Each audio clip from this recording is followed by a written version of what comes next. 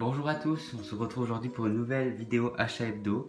Pas mal de Blu-ray à vous présenter aujourd'hui, pas mal d'Amazon, de Rakuten et il y a un peu d'eBay.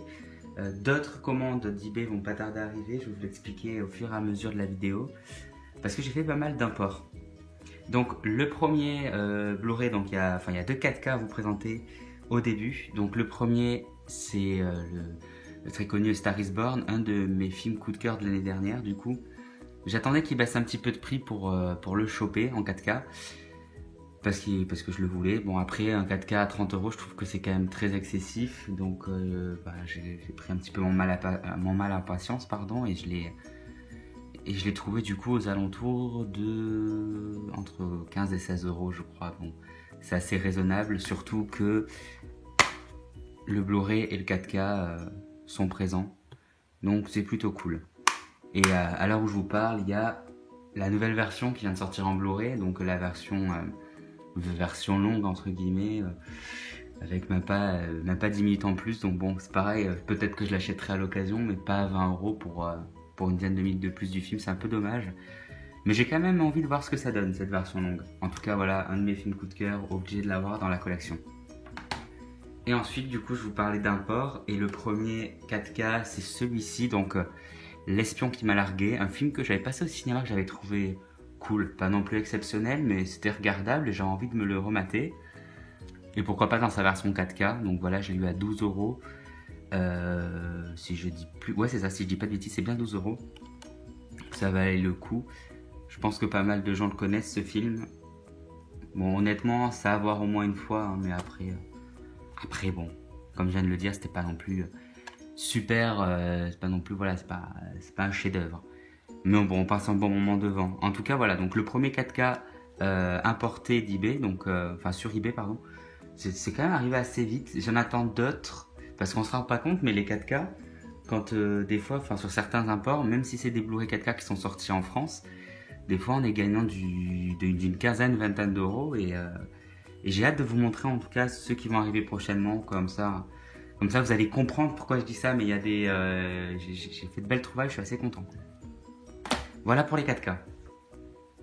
Ensuite, j'ai profité donc d'une offre Amazon qui est toujours d'actualité, hein, 2 achetés, le 3e offert. Donc j'en ai profité pour prendre la trilogie de The Grudge, une série horrifique une saga horrifique que j'avais beaucoup aimé quand j'étais petit. J'avais une préférence pour le second opus.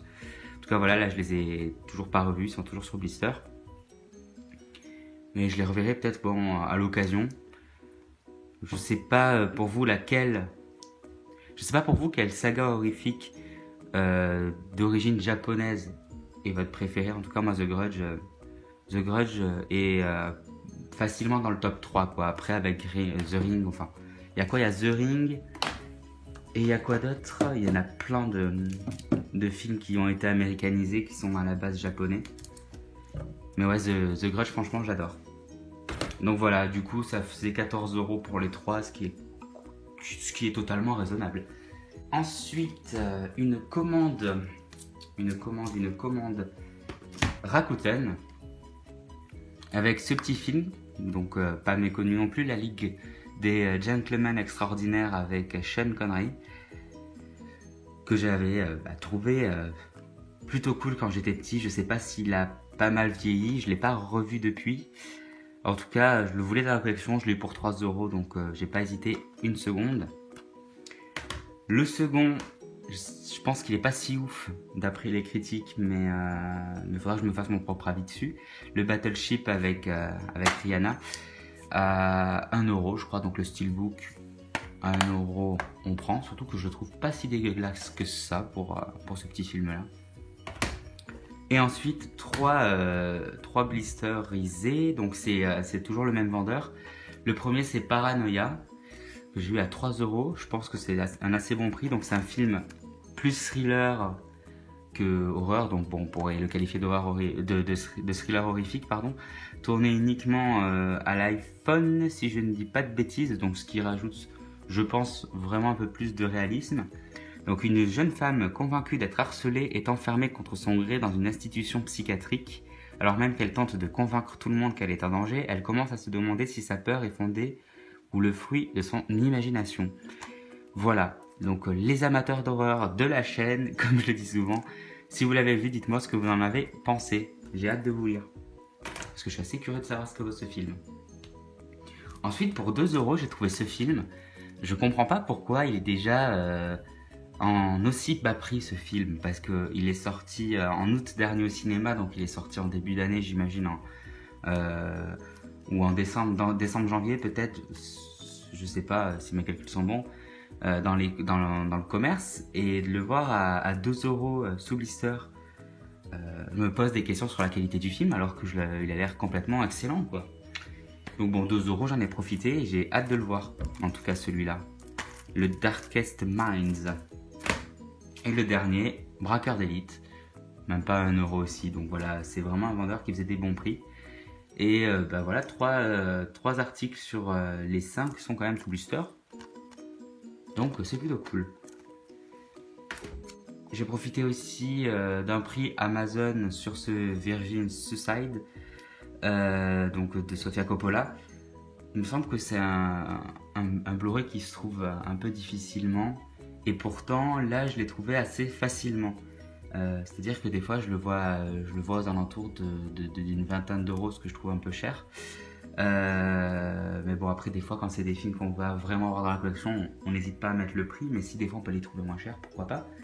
Et là du coup il était à 8 € je crois sur Amazon, et j'ai profité du prix parce que j'ai peur qu'il remonte à l'occasion, et j'ai vraiment envie de l'avoir pour la collection Coppola. Et surtout Kirsten Dunst, c'est une actrice que j'apprécie aussi beaucoup dans l'ensemble, donc je suis curieux de savoir ce que donne ce film.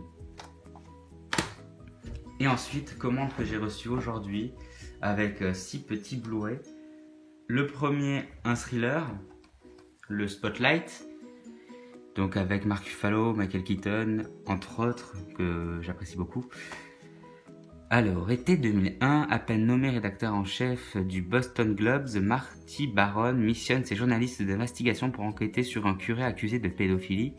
L'affaire est grave puisque le prêtre aurait violé des dizaines de jeunes paroissiens en l'espace de 30 ans.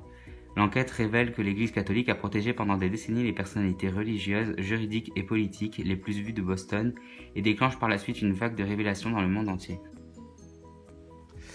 Donc voilà, un petit film qui peut être assez intéressant à regarder. J'aime bien ces films un petit peu de dénonciation de faits de société. Donc je suis curieux de voir ce que ça donne. Un petit Iñárritu, le Birdman, pareil avec Michael Keaton encore, et Emma Stone. Donc je pense que c'est pas la peine de le présenter ce film, mais en tout cas moi voilà, je ne l'ai toujours pas vu, mais j'allais dire je ne l'ai pas vu, mais je l'ai toujours pas vu du coup. Et je pense que c'est très très bon, surtout qu'il a eu énormément de bons prix, donc ça m'intéresse beaucoup. Surtout que Michael Keaton, je l'adore aussi en tant qu'acteur, donc je pense que ça peut donner un truc sympathique. Bon, les critiques sont bonnes, hein, comme beaucoup de films d'Iñárritu, donc je suis curieux de voir ce que ça donne également. Ensuite, Les Schtroumpfs 2, donc avec un peu de peinture. Donc Les Schtroumpfs 2, je n'ai pas le premier, mais voilà, donc là j'ai profité de la boutique du mec, je crois que c'était à 90 centimes, pour au moins me choper le 2, je prendrai le premier à l'occasion. Je l'ai vu celui-ci, mais voilà, il est sorti en 2013, donc je l'ai vu à cette période-là. Donc ça fait très longtemps que je ne l'ai pas vu. Mais c'est toujours un peu sympa, ouais, ces petits films d'animation. Enfin, ils sont toujours assez cool normalement, mais ouais, je le reverrai peut-être à l'occasion en tout cas. Un film que je voulais voir depuis pas mal de temps, je suis assez curieux, c'est Les âmes vagabondes.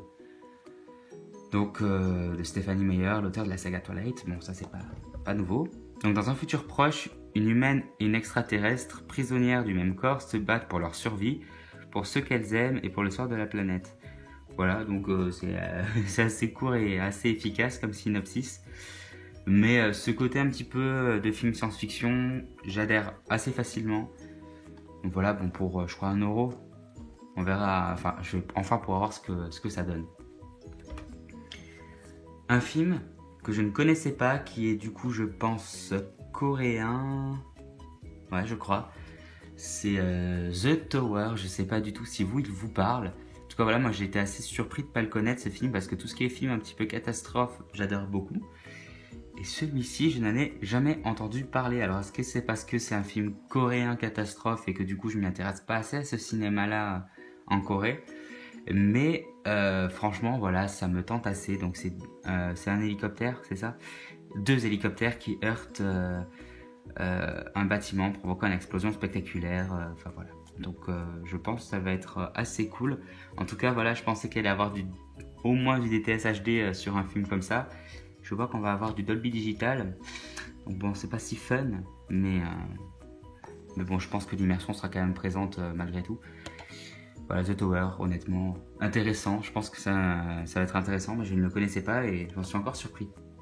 Et le dernier, pas des moindres, un petit Tarantino pour compléter la filmographie. Il doit pas me manquer beaucoup.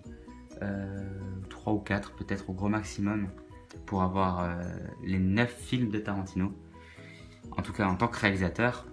Donc les 8 salopards, donc c'est son dernier.